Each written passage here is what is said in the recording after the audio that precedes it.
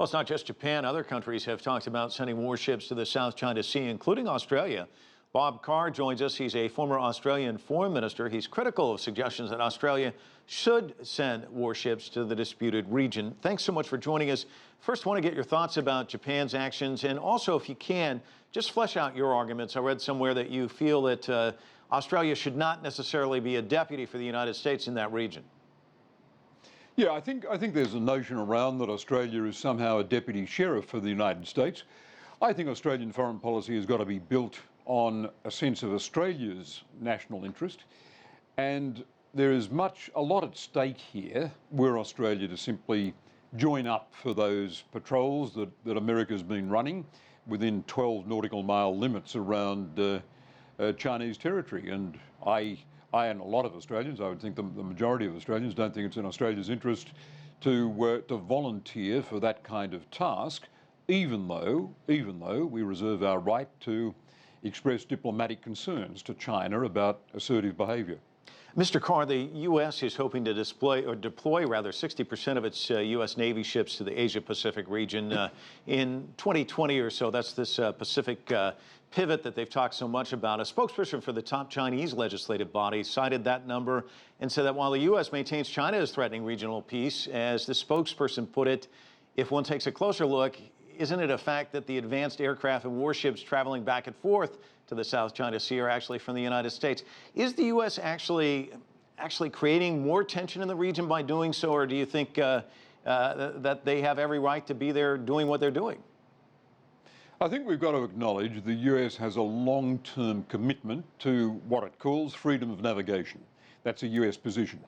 But I think we've got to caution American policymakers that locking America into a contest with China for the DLP words, dominance, leadership, primacy in Asia, is not an advisable course.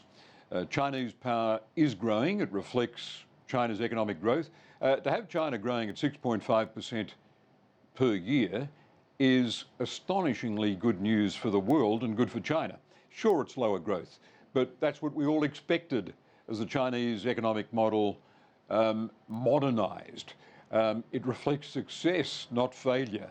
And that's going to reflect that's going to bring with it, inevitably, a greater Chinese strategic clout.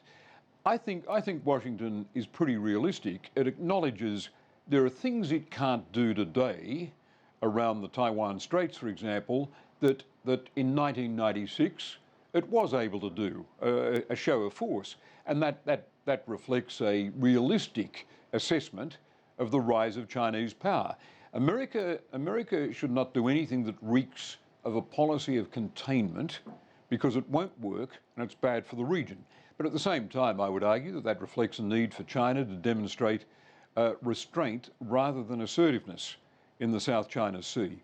And over time, the reality of the growth in Chinese power will be apparent for all to see.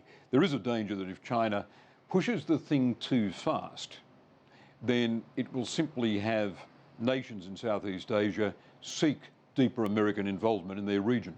Let me ask you this question. Talk to me about Australia's place in all of this, because obviously it has good relations with the United States and with China. Can it play a mediator in a sense? No, I wouldn't say that Australia has a role for itself as a mediator between these two superpowers.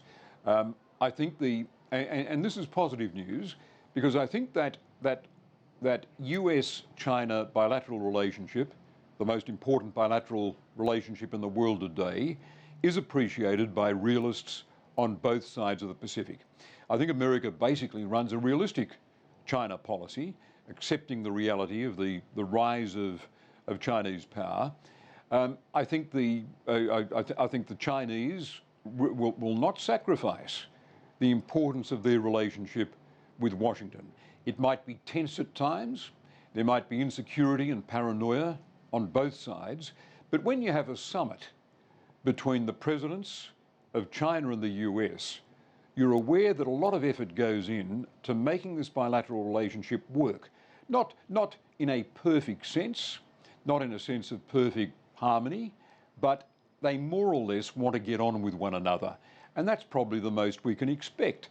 And I think for a partner of the US, an ally of the US, and a partner like Australia, and a partner of China, a friend of China's like Australia, that's a good outcome.